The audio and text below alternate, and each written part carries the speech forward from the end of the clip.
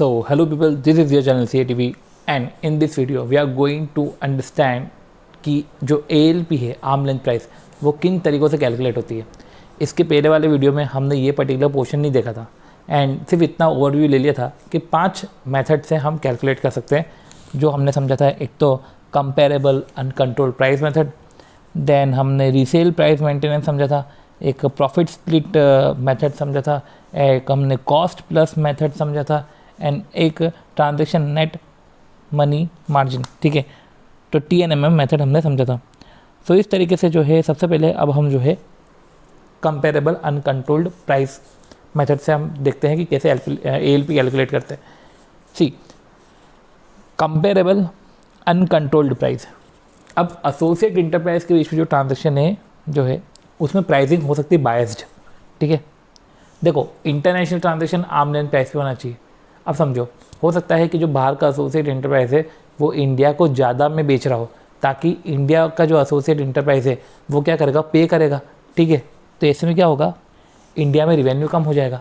ठीक है, इंडिया में रिवेन्यू कम हो जाएगा तो ऐसी सिचुएशन में हमको ये कब मेथड लगाना पड़ेगा कि अच्छा तुम इसको इंडिया में ज़्यादा में बेच रहे हो, कभी ये अनरिलेटेड पार्टी होती तब तुम कितने में बेचते, तो तुम ऑब्वियस सी बात है तुम इसको ज़्यादा में बेच रहे हो, उधर तुम कम में बेचते, जितना जो प्राइस है उसमें बेचते, तो फिर आप वो भी प्राइस सिलेक्ट करो, राइट।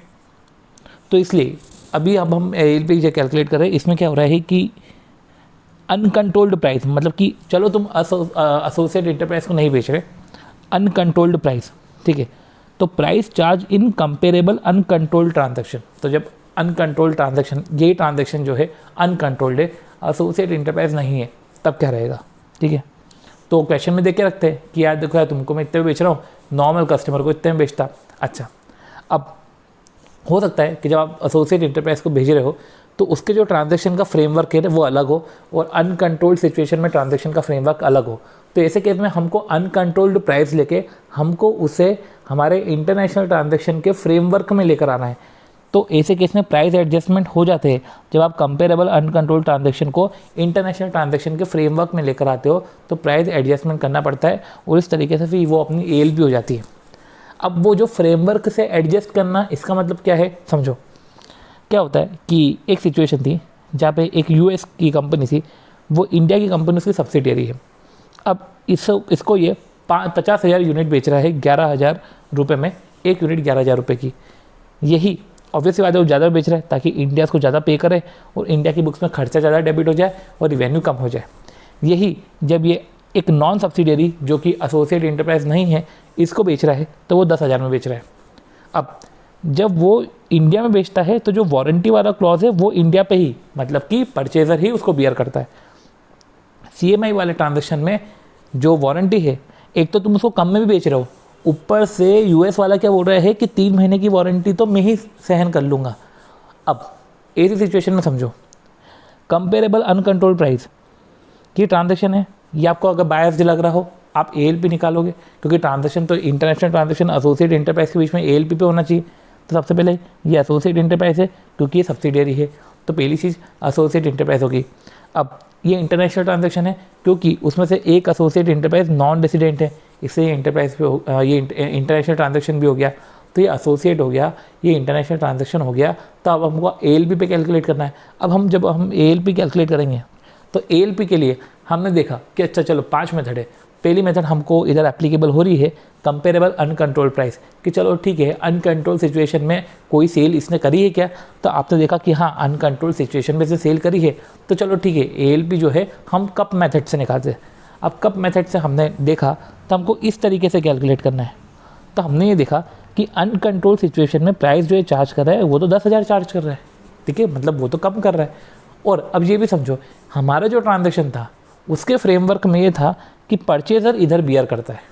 ठीक है, और इस ट्रांजैक्शन में तो 3 महीने की वारंटी ये बियर कर रहा है। ठीक है, क्वेश्चन में अगर देखा जाए तो क्वेश्चन में ये भी लिखा था कि आप वारंटी को एक्सटेंड कर सकते हो 1,000 रुपये पर एनम देकर, आप वारंटी को 1 साल के लिए एक्सटेंड भी कर सकते हो। तो समझो अगर 3 महीने की वारंटी अगर US वाला बियर कर रहा है, राइट, 1,000 साल भर का है तो 3 महीने का हो गया 250, तो 250 रुपये और माइनस करो, तो कायदे से US वाला CMI को 9,750 में सेल कर रहा है। ठीक है, अब देखो अभी हमने पहले भी समझा था कि हमारी आर्म लेंथ प्राइस अब निकलती है 9,750, हमने प्राइस एडजस्टमेंट करा, हम उसे इस फ्रेमवर्क में लेकर आए, हमारा ALP आया 9,750, हमारी एक्चुअल ट्रांजेक्शन प्राइस है 11,000। क्या ALP और एक्चुअल ट्रांजेक्शन प्राइस में 3% से ज़्यादा का डिफरेंस है? हाँ इधर है, तो ऐसे केस में ALP ही हमारा ट्रांजेक्शन प्राइस हो जाएगा। तो ऐसी सिचुएशन में जो हम 11,000 चार्ज कर रहे हैं उसमें से हमको लेस करना पड़ेगा। लेस कितना करना पड़ेगा? 1,250, हमें 1,250 लेस करना पड़ेगा एक यूनिट पे। और इस तरीके से 1,250 इंटू 50,000 एक तरीके से 62,50,000 625 लैक्स इंस्टेड 625 लैक्स से इसकी इनकम बढ़ जाएगी। एक तरीके से बोल सकते हैं कि 1,250 पर यूनिट इसकी इनकम बढ़ जाएगी। तो ये देखो दोनों एसोसिएट इंटरप्राइज थे, इंटरनेशनल ट्रांजैक्शन था क्योंकि एक एसोसिएट इंटरप्राइज नॉन रेसिडेंट था, तो ALP लगेगा। कप मेथड अप्लीकेबल थी, हमने 10,000 उधर देखा, पर हमने फाइंड आउट करा comparable price in the framework of international transaction, या 9,750, 9,750 को 11,000 से कंपेयर करा, 1,250 से हमारी इनकम बढ़ गई। दूसरा तरीका रीसेल प्राइस मेथड। देखो हमको क्या निकालना है कि इंटरनेशनल ट्रांजैक्शन जो एसोसिएट इंटरप्राइज के बीच में हो रहा है वो ALP पे होना चाहिए, ठीक है। अब तो जो भी एसोसिएट इंटरप्राइज के बीच में ट्रांजैक्शन है ALP पे होना चाहिए। अब हो सकता है कि भैया जो एक एसोसिएट इंटरप्राइज है सिर्फ दूसरे को ही बेचता हो, किसी अनकंट्रोल्ड कप के हिसाब से हमको कोई सा दूसरा ट्रांजैक्शन नहीं मिल रहा है जहाँ पे वो अनकंट्रोल्ड सिचुएशन में सेल करता हो। तो ऐसी सिचुएशन में आप क्या करोगे? जब वो सिर्फ एसोसिएट इंटरप्राइज को ही बेचता है तो ऐसी सिचुएशन में आप क्या करोगे? अब ऐसी सिचुएशन में आप बैक कैलकुलेशन करो, मतलब कि जब कप लगने के आसार नहीं है तो ये देखो क्या मैं जिसको बेच रहा हूँ वो क्या किसी अनरिलेटेड पार्टी को बेच रहा है? अच्छा, मतलब अनरिलेटेड पार्टी को बेच रहा है तो अपना प्रॉफिट ऐड करके बेच रहा होगा, तो उसकी जो रीसेल प्राइस है, क्योंकि अनरिलेटेड पार्टी को तो वो बायस्ड होकर बेचेगा ही नहीं, जो मार्केट का प्राइस है उसके हिसाब से बेचेगा। तो अनरिलेटेड पार्टी को जो रीसेल कर रहा है उसमें से GP मार्जिन हटाओ, और जब इसने परचेस करा था तो परचेस रिलेटेड कुछ एक्सपेंडिचर इसने बियर करे होंगे जैसे कि कस्टम ड्यूटी, वो हटाओ। तो ऐसे केस में इसका आर्म लेंथ प्राइस समझ में आएगा। तो इसने जो परचेस रिलेटेड एक्सपेंसेस बियर कर रहे हैं वो भी माइनस करो। तो हमने देखा unrelated party GP margin purchase related expenditure minus करे, तो इससे आ गया आर्म लेंथ प्राइस, ठीक है। अब ये आर्म लेंथ प्राइस को एक्चुअल ट्रांजैक्शन प्राइस से चेक करो, 3% से ज़्यादा का डिफरेंस है तो यही ALP हमारा ट्रांजैक्शन प्राइस हो जाएगा। अब समझो क्या बोलना चाह रहे हैं। देखो ये एक इंडिया है और इसने 60% शेयर होल्ड कर गए USA के एक कंपनी के, मतलब ये दोनों हो गई एसोसिएट इंटरप्राइज। ये नॉन रेसिडेंट है तो इसके बीच में जो ट्रांजैक्शन है वो इंटरनेशनल ट्रांजैक्शन हो जाएगा। इसने USA से परचेस करके रखा है 20 लाख, तो एसोसिएट इंटरप्राइज के बीच में जो ट्रांजैक्शन है इधर इसने परचेस करके रखा है 20 लाख का सामान। अब हमको इसका ही ALP निकालना है, तो ये जो परचेस करके रखा है इसने बाद में रीसेल करा है किसी अनरिलेटेड पार्टी को। अब जब अनरिलेटेड पार्टी को सेल करा है तो रीसेल प्राइस है 30 लाख। हमने क्या बोला कि ग्रॉस प्रॉफिट मार्जिन माइनस करते हैं, प्रॉफिट मार्जिन दे के रखा था 7.5 लाख, तो इस तरीके से जो है 22.5 लाख आया। परचेस रिलेटेड एक्सपेंडिचर कुछ कस्टम ड्यूटी इसने पे करके रखी थी 3.5 लाख की, तो ये हुआ हमारा 19 लाख। परचेस करके रखा है 20 लाख में, मतलब कि इंडिया में है, हम हमारी इंडिया के बुक्स में परचेस दिखा रहे हैं 20 लाख, तो हमारा प्रॉफिट हो जाएगा कम, पर कायदे से ALP है 19 लाख, तो डेबिट में दिखाना चाहिए 19 लाख, तो डेबिट कम दिखाना था, हमने डेबिट ज़्यादा दिखाया, हम प्रॉफिट छुपा रहे थे। तो ये इससे रिवेन्यू पर्पस भी पूरा हो रहा है, ठीक है, रिवेन्यू की कंडीशन भी सेटिस्फाई हो रही है। तो अब आप देखो 19 लाख और 20 लाख, ठीक है, क्या जो डिफरेंस है वो 3% से ज़्यादा है, 20 लाख के 3% से ज़्यादा है, तो हाँ ये 60,000 से ज़्यादा है। तो ठीक है, रीसेल प्राइस थी 30 लाख, 7.5 माइनस क्या है 22.5, ये 19 लाख। चेक करो 19 लाख क्या 3% से ज़्यादा है, ठीक है, ज़्यादा है 19 लाख, रिवेन्यू पर्पस सॉल्व हो रहा है, ठीक है। आपको डेबिट 20 लाख नहीं करना था, आपको डेबिट 19 लाख करना था, 1 लाख से अपनी रिवेन्यू बढ़ा दो।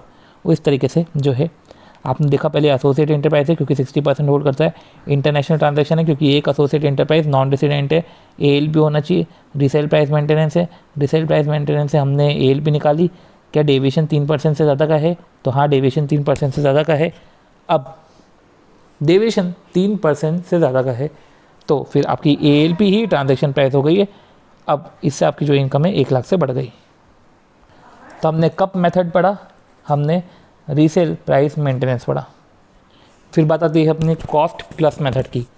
कॉस्ट प्लस मेथड में यही होता है कि जहाँ पे जो है अगर एसोसिएट इंटरप्राइज मैन्युफैक्चरिंग में इन्वॉल्व है, तो ऐसे केस में अगर एसोसिएट इंटरप्राइज मैन्युफैक्चरिंग में इन्वॉल्व है, ठीक है, अब और किसी दूसरे एसोसिएट इंटरप्राइज को सेल कर रहे हो, तो ऐसी सिचुएशन में प्राइस निकालने का एक तरीका ये भी है, क्योंकि मैन्युफैक्चरिंग में इन्वॉल्व है तो मैं कॉस्ट को ट्रेस कर सकता हूँ एंड कॉस्ट को ऐड करके जो है एक नॉर्मल जीपी मार्जिन लेकर, ठीक है, मैंने जो है एक सेलिंग प्राइस में डिसाइड कर सकता हूँ, एल भी डिसाइड कर सकता हूँ।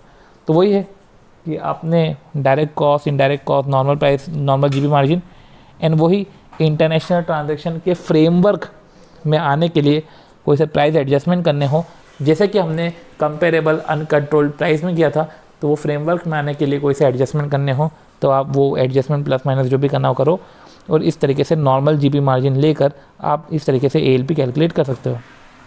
तो ये तब होता है जब मैन्युफैक्चरिंग में एंटिटी इन्वॉल्व हो तो, ठीक है।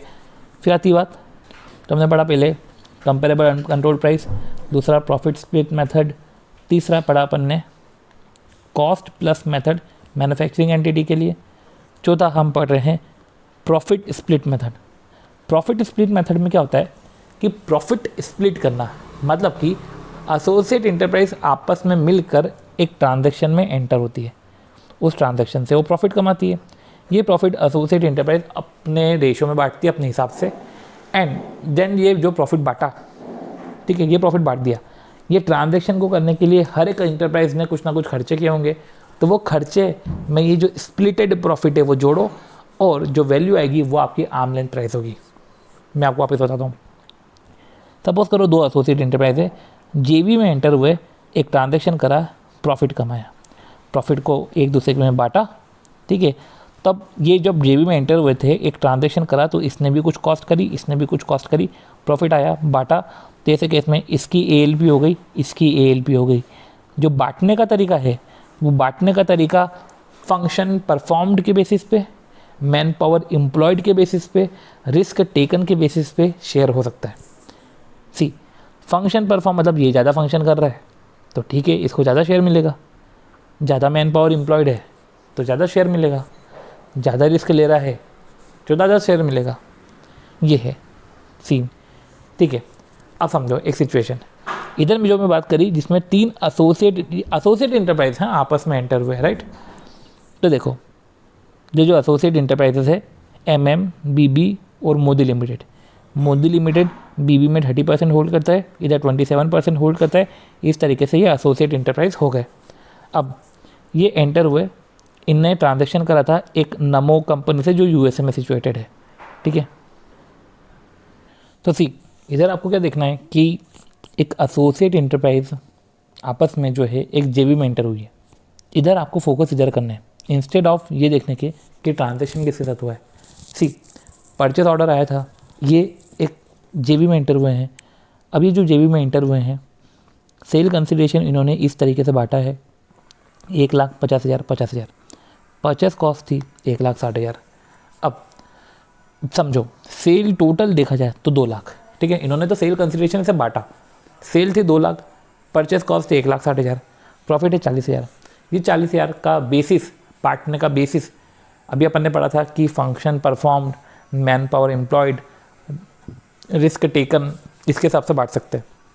क्वेश्चन में देखे रखा है 40:40:20, हाउएवर ये डिफर भी हो सकता है, ठीक है। तो 40:40:20 के हिसाब से अगर देखें तो 16,000 और 8,000 देखे रखा है।